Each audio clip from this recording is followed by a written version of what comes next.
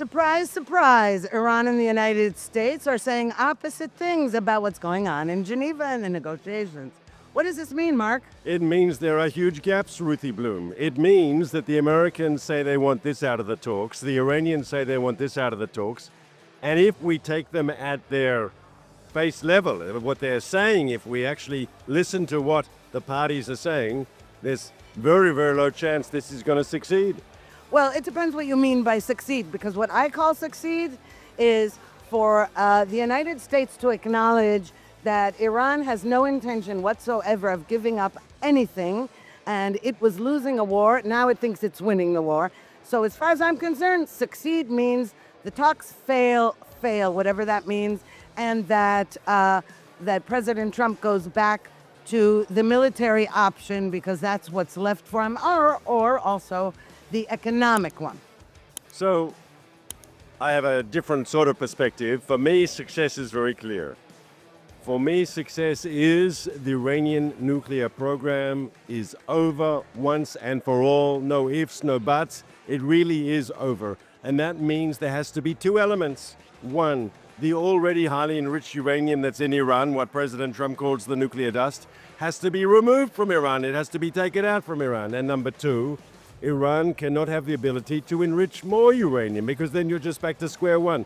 Now, these are things that President Trump has said. These are things that Prime Minister Netanyahu has said. And guess what? These are things that also Vice President Vance has said. The question is, can this be done by diplomatic means? We're both here at the JAS Policy Conference, the summit here at the Waldorf Astoria here in Jerusalem. We heard Prime Minister Netanyahu say here on Sunday night, he reiterated, he said Iran won't get a nuclear weapon. He said diplomatically or militarily, they will not get a weapon. He said, and what he meant by that was, it doesn't matter what the United States does in the end, he will not allow it for his people to protect Israel. He was talking about Israel's interests, right? Yes. Now, here's the problem with that. Our problem is the vice president, not only Vice President J.D. Vance, because let's face it, he's not doing anything without the permission of President Trump. No way. It is true that Trump quipped that if these fail, he'll blame Vance. You know, that Vance will get credit if they succeed, and he'll get blamed if they fail. But here's the problem. They say, no nuclear weapons, no nuclear dust. Really? And J.D. Vance said, and even President Trump said, well, and then here about the ballistic missiles. He said, well, Saudi Arabia has ballistic missiles, and it's not fair for it to insist that Iran have no ballistic missiles. And then they even said, when I say they, I mean Trump and Vance, alternately, something like, well, some degree of uranium enrichment, which is the opposite of saying none and getting all the nuclear dust. Furthermore, Ron Dermer, former Israeli strategic affairs minister who had spent many years in Washington as Israel's ambassador to the United States and a very, very close advisor to Prime Minister Netanyahu for years, said recently that actually the threat from the Islamic Republic has been so diminished and the uranium is so deep underground that basically, and we, the United States and Israel, have so diminished all the capacities, the Air Force, the Navy, which is true, and the leadership, etc., that actually it's not an existential threat anymore. So I consider all these statements to be concerning, and not because I think that Dermer is wrong. I don't have more information than he does for sure. What's concerning is this kind of shaving around the edges of what we had said. No nukes, no ballistic missiles, no proxies, no Islamic Republic regime.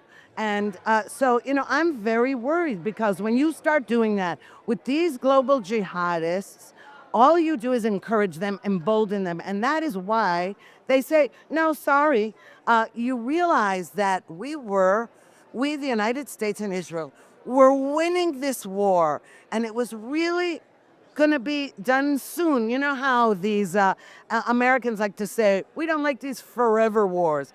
This isn't a forever war. This was a quick war, and it would have been quicker if we hadn't had constantly had these long ceasefires that enabled the regime to say to itself, hey, we don't care how many leaders you kill, we're still here. So I want to respond to a few things you Okay. said. First of all, about J.D. Vance, the vice president. Some people are turning him into a bogeyman. And it reminds me of when we had the hostage negotiations and Witkoff was doing it, and some Israelis turned him into a bogeyman that he became, excuse me, the spokesman of Hamas.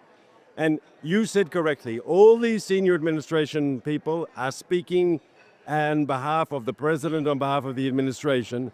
And ultimately, if you're unhappy with what J.D. Vance is saying, you should be unhappy with Trump. He is a servant of the president. He serves at the pleasure of the president, right? And so I think that has to be very clear. Second point I want to say. You said no one's talking about the ballistic missiles, and you're correct. And you could also say no one's talking about the proxies, and you'd be correct. And you'd say it looks like regime change in Iran has been put, in the cupboard or in the deep freeze. No one's talking about it at the moment, and you would be correct. I argue, and you don't have to agree with me, Ruthie, but I would argue that the only crucial issue, if you prioritize, they're all important. I want to see all those issues dealt with. I'd love to see the regime fall. I'd love to see Iran give up its ballistic missiles. I'd love to see the end of the Iranian proxy armies in Yemen, in Gaza, in Lebanon. I want to see all that. But one thing that policy people have to do, when we've discussed this in the past, policy people have to prioritize. And there's no doubt in my mind the nuclear issue is the number one issue. And if you have a successful outcome of the nuclear issue, either by military means or by diplomatic means, that eclipses everything else. And if you can do that, I think that's a good thing. As Jewish people say on Seder night, Dayenu, it will be enough. But just one last thing. What you are correct in saying is even if tomorrow this ends in a bad way, let's say, and I don't believe it's going to happen, but let's say the Trump administration does an Obama B, right? We get another funny agreement that just delays the problem. And I would even say then, Ruthie Bloom, and I'd say to our listeners and viewers, everything that's happened in the last 40 days, where the Iranian regime has been decapitated, where you've taken out a whole series of senior leadership from the supreme leader, Ayatollah Khamenei, down to the leaders of the military and the Revolutionary Guard. You've decapitated the regime. You've taken out their nuclear scientists. You've obliterated their nuclear program. Yes, you really have set them back. We heard that if they were just weeks or months away from a bomb, now they're 3 years away from a nuclear bomb, which is a considerable change. And if you count the 3 years only from when President Trump finishes office, then they're 5 years away from a nuclear bomb. You've hit their missile program hard. You haven't totally eliminated it, but you've hit the program hard. You've destroyed their ability to build more missiles. You really hit them hard on that issue. You've hit their proxies hard. Hamas is not the Hamas it used to be. Hezbollah isn't the Hezbollah it used to be. They're still there, but they're a fraction of the power that they used to be. So even if this turns out not well, in other words, even if President Trump goes for an Obama-type deal plus minus, which I hope and believe he won't do. But even in that worst-case scenario, we are still much better off as Israelis, as the Western world, than we were before this started. Okay, so first of all, let me just point out that because President Trump posts on Truth Social and also a lot, and he says conflicting things. So it's not true that the ballistic missiles weren't mentioned. He just mentioned that maybe Iran could keep some ballistic missiles. Correct. Second, he actually posted on Truth Social something about proxies. They can't have proxies. He keeps saying conflicting things. And you are right. We are safer than we were before. But in some ways, it's worse. And I'll tell you why I think it's worse. When President Obama had an agenda to weaken the United States, weaken the West, to appease the enemy. He said it right from the beginning. He was a Saul Alinskyite. You destroy America from within. He also said, America's not greater than any other country. He had an agenda, and his deal with the Islamic Republic was part of that agenda. And so it was consistent and congruent. President Trump, on the other hand, said the opposite. He ripped up that deal. He said, no, no, no. It's not just that they can't have a nuclear weapon. He said they cannot be that evil force in the world. He's been saying about Iran since the 1980s, but way before he entered politics. So here's the problem.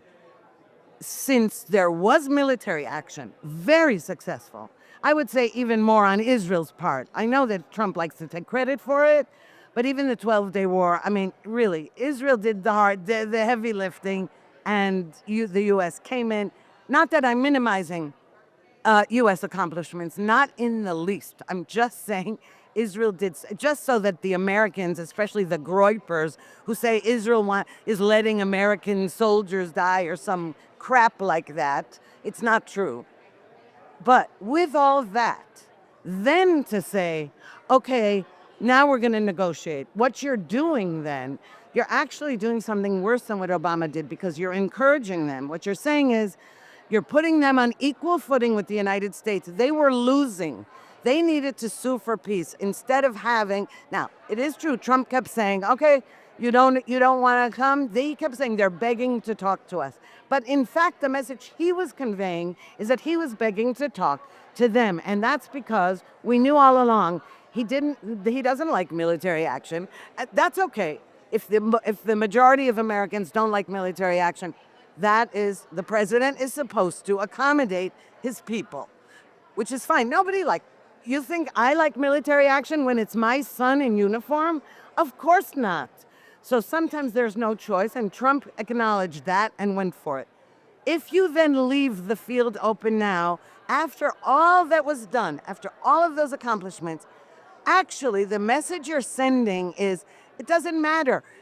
These Islamists also, they don't consider it a defeat if any bit of their any kind of program is left standing. And that's true of us. So even though we are safer in the short term, I mean, for what happened, although, I'm sorry, our the residents of Israel's north are not safe. They are being bombarded. And while we're on it, I just would like to say that message is coming out of those talks up between Israel and Lebanon. Israel is not involved in the Iran-U.S. talks, but Israel and Lebanon are talking, and U.S. officials are referring to what's going on as a cycle of violence between Hezbollah and Israel. Well, I'm sorry, that's outrageous. It's not a cycle of violence.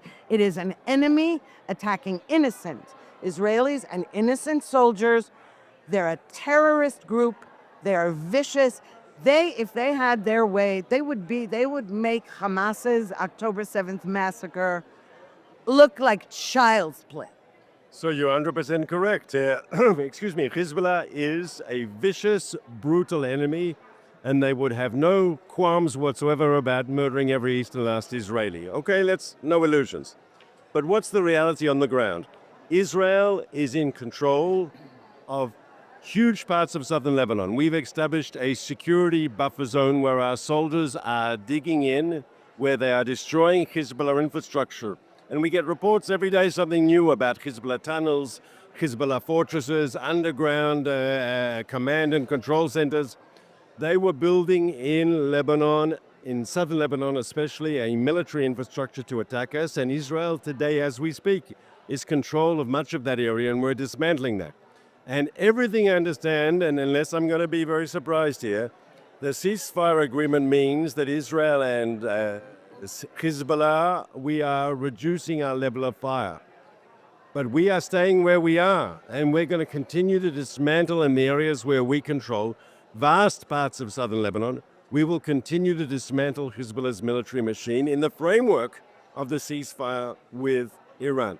And if Hezbollah tries... in the framework of What I'm saying here is clear, though. Israel can continue to do what we're doing in South Lebanon, and if Hezbollah attacks us, we will respond. A ceasefire is not a one-way ceasefire. Now, it's true that President Trump has asked Israel to hold down a bit on other parts of Lebanon, which is for Israel a limitation on our hitting back against Hezbollah. I think if they did a very serious provocation, we would have justification to go, up the ante. But in the framework of the rules of the game, where we are there, we can defend ourselves, we can hit back when they hit at us, And in the meantime, we're dismantling the Hezbollah military machine, the terror machine, across southern Lebanon in those vast areas we control. You know, that's not the end of the world. That's not something you should start pulling your hair out and saying this is a terrible situation. It could be better. But as I've said to you in the past, never let the good stand in the way of the perfect. Okay, you mean never let the perfect stand And in the we way of have the good- good. Right. right, I yeah. know it always gets confusing. But here, let me just say something. I know you said we turned J.D. Vance into a bogeyman. Well, he deserves it. And let me tell you something. And let me tell you about some statements about relative to what you just said about Lebanon and Hezbollah. President Trump, I think it was yesterday, to right now, we are at the conference. This is Tuesday, June 23rd. Is that correct? Correct, I just checked. And it's important to say it because President Trump says things on different days. What he said yesterday, asked in a press conference, he said, you know that Prime Minister Netanyahu says that Israel is going to remain in southern Lebanon in the places that it is because the Iranian regime is demanding, as part of its talks with the U.S., that Israel totally withdraw every last soldier from Lebanon. Not just don't shoot, but get out of there, okay? Which, by the way, the Lebanese government is also demanding, even though we're helping them defeat Hezbollah, but that's another issue right now. President Trump said to the reporter, who did he say that to about Netanyahu? And the reporter said, he said it in public. He said it at this conference as well.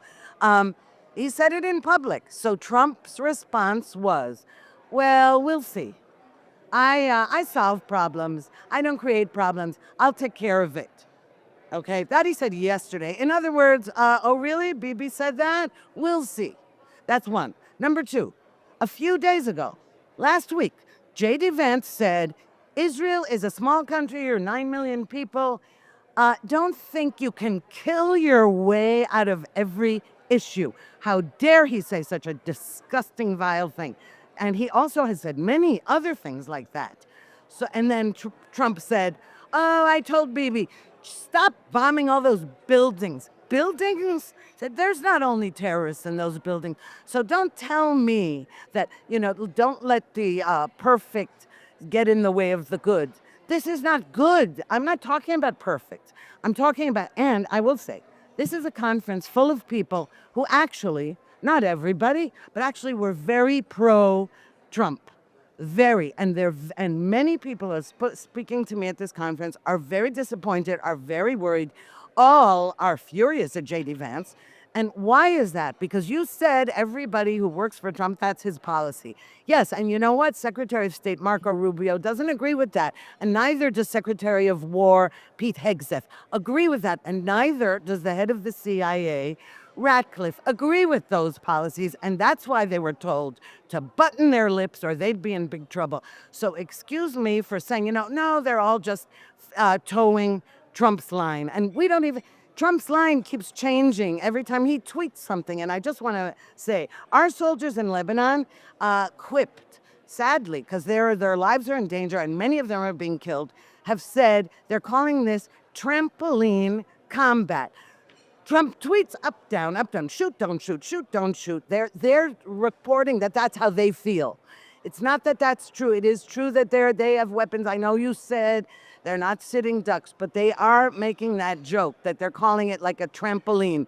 Trump says this, Trump says that, okay? And it's worrisome. So can I tell you, soldiers, and I was a combat soldier myself in Lebanon, not in the last decade, but in ancient history. And I know what soldiers' dark humor is, and it's a way you deal with the crisis. Right. But the fact remains that we have established security buffer zones in Lebanon, in Syria, and in Gaza. And those security buffer zones serve the interests of the state of Israel. Yes. And they make the enemy further away from our civilian communities. And I mean, we've got to understand the job of the army is to protect our people, right? And so if they are in Lebanon, if they're in southern Syria, if they're in Gaza, they are dealing with the terrorist threat. You could say in Gaza, Israel has the ability in Gaza to go in there and clean it all out. But because of all sorts of strategic understandings We now control, excuse me, 60% of Gaza, and the other 40% at the time being we're leaving off. In Syria, we've got this new regime. You call him the terrorist with a tie, yeah? Yeah. A guy who came from Al Qaeda. ISIS and Al Qaeda. He runs the Syrian state. He's playing nice. He's smiling at President Trump. Yes, we have few illusions about him in Israel. Nevertheless, we haven't gone into Damascus. We control a security area in southern Lebanon, in southern Syria. In southern Lebanon, it's the same, right? And that's why I say once again, are there limitations that we've self-imposed? Are there limitations on what we do because of the strategic realities, because of our relationship with America? Now, here I want to say something. Our relationship with the United States of America is Israel's most crucial relationship. And the relationship between the Israeli Prime Minister and the Israeli President is The American president. The American President, crucial relationship. Crucial for Israeli national security. And I want to say to you that even when it's difficult and it goes against Israeli public opinion, the Prime Minister is not necessarily doing the wrong thing when he says, okay, President Trump, this is difficult, but under these circumstances, I can agree to do what you're asking me to do. We've got to remember, right? And let's be frank, Israel has friends in the world. The Indians, Modi in India, good friends of Israel, right? We've got other good friends in the world. We've got friends in Europe, believe it or not. And Latin America. And Latin America. Yeah, we've got a new friend in Latin America after the elections in Colombia. Yeah, we've got friends. But there's no one who's going to replace the United States of America. And it's important, like in any relationship, you know, a husband and a wife. Not every time the wife wants to go visit the in-laws is the husband happy, but you do it as part of the relationship. And I think it's the Prime Minister's obligation to remember President Trump is a friend.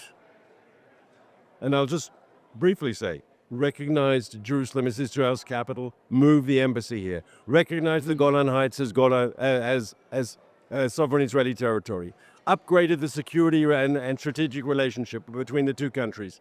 I can continue the Abraham Accords. Trump has been a friend and shown himself to be a friend. And so I think if he asks Netanyahu to do something that's difficult for Israel, we can, within reason. We should do what we can to work with the president. He will be the president for the next 2 years plus, and we have an interest in having as best relation as is possible with President Trump. Well, I agree with that. I never said for a minute that Netanyahu is playing his cards wrong. Not for a second. Here, this is not Netanyahu's fault. And yes, Trump, there has been no better friend to Israel than Trump, and not just to Israel, to the Jewish people. He has done more to combat the growing anti-Semitism in the United States than anybody, and he means it. I have no doubt. And as I said, the situation that he has put Netanyahu in is the thing I'm criticizing, not Netanyahu. Because what happened, he's now saying things like cycle of violence, or what happens in those negotiations since the Iranian regime is saying Israel has to leave Lebanon. You're right what you said about buffer zones. All right, you are absolutely right. This isn't Netanyahu's fault if the U.S. decides to cave to certain Islamist demands. And then what does Netanyahu do at a certain point? Now, I shudder to think what would happen, because you're right. Netanyahu can't say, fine, we'll withdraw our troops from Lebanon. He hasn't said so. And yes, it's true. Sometimes he has to tell the army to tone it down, let's say. I am not criticizing for 1 second Prime Minister Netanyahu. I think he's in a terrible position because, husband and wife, a better analogy would be a loving husband and wife, and everything is going fine. And the husband wakes up one morning and says, ugh, I don't love you, and you have bad breath, and I'm leaving, and I don't even know you. Who the hell are you? It's like, it feels almost personal. It feels hurtful. I know, international relations. But you have to admit that it feels like this sudden shift. Now, what some people are saying, the people who, some people, I would say, pro-Trump people are saying, no, this is all a ploy. He's giving the Islamic Republic a chance. And in the end, after the celebrations for the 4th of July, the 250th anniversary, and maybe after the midterms or whatever, he's not going to put up with it. And he's going to stop his tone with Israel. We don't know. We don't know, but I can tell you my opinion about the advice he's been getting, in my opinion, is very bad judging from the response on social media, not from the Groypers, from the conservatives who are pro-Trump all the way, who are disappointed. And I'll tell you what I mean. Apparently, he got advice from his chief of staff, Susie Wiles, that if he doesn't stop all of this business with the war and the Strait of Hormuz, what do you call it? The embargo, the blockade on Iranian interests. The Republicans will lose the midterms. This is what he was told, and a lot of what he's doing has to do with that advice. But in fact, there are many of us, myself included, who believe that it's just the opposite, that his base and the American people, one thing they don't like, whether they don't like war, but they sure as hell don't like losing a war, and certainly not to those vile Islamists. So I would argue that he's taking the opposite policy to help the Republicans in their midterms. So that we'll have to wait and see. But ultimately, that's his call, right? He's making Yes. a policy call. Now, we're getting to the end of our podcast, and we always end with Israeli politics, and we still don't have a date of election. Right. But because we still don't have a date, we know it's going to be the end of October, either October 20th or October 27th.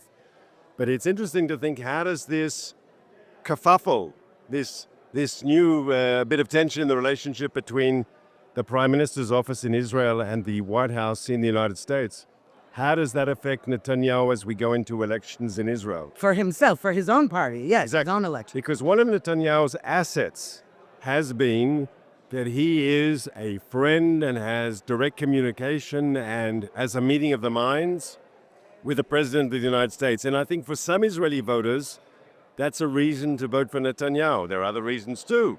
But they say, oh, well, he is a man that has the ear of the president. And if that relationship is perceived, correctly or incorrectly, but if voters see that there's a cloud on the Trump-Netanyahu relationship, Ruthie, do you think that can affect Netanyahu's chances for being reelected? Well, it's possible, but there's the opposite suggestion as well. And I sort of believe that one, the opposite case. And that is that if President Trump is turning on Netanyahu, we need Netanyahu more than ever to navigate what is about to come. Because I'll tell you something, we know a lot, you and I both. We know people who love Netanyahu. We know people who hate Netanyahu. We know people who feel about him like the way Americans feel about Trump. They still prefer him, but they're not crazy about him, that kind. We know the whole spectrum. Yeah. But I'll tell you one thing. Everybody knows, even those who don't admit it, that this is a leader like no other, and that had he not been in power after October 7th, forget about what led up to it, because people like to blame him for that we would have been in big trouble. And I'll tell you, I happen to think that if Trump does abandon Israel, I don't think that's happening either, but, it's nerve-wracking. And by the way, our election is going to happen about a week before the midterm, so it's all very in proximity. I think that most Israelis would feel that if Trump is still, enamored of Israel, it doesn't really matter who's prime minister. If he turns on Israel, we'll need Netanyahu more than ever. So I'll Do you deal think now. there's truth to that? I deal with the politics and not with the ideology. substance. Yeah. No, the substance. Okay. Listen. And the politics is Netanyahu's opponents will, whatever he does, he's bad, right? Right. So if he's fighting with the president, they'll say, you said he was your best friend and now you're fighting. And if he's agreeing with the president, they'll say, you're now his, his Cat. slave. Yeah. You're his poodle, you'd say in Hebrew, right? Right. You're doing whatever he says. Right. Trump says jump and you say how high. Right. And so, but my question is not for the people who are not going to vote for Netanyahu, because they'll criticize whatever he does. Right. Is there part of the people that are in the middle who could vote for him and might not vote for him, who that once again, that his relationship with Trump was seen as a national asset, and if he's not perceived as having that relationship, it doesn't mean that there aren't, if you stand up for Trump on something that 90% of Israelis think is correct, maybe that's the way to galvanize support, but we will have to wait and see. I pray that this is a small kerfuffle, is that a good word? And It then is we're a going to good- get back to a very strong, cooperative relationship very soon. I hope that's true, but like you, I can't be 100% sure that that's true. Well, at least we can end on a note that we both agree on the same prayer. Let's put it that way. And looking forward to seeing you next week in our studio, in the JNS studios. And then we can also discuss this amazing conference we're still having. It's still ongoing. I look forward to speaking to you then again.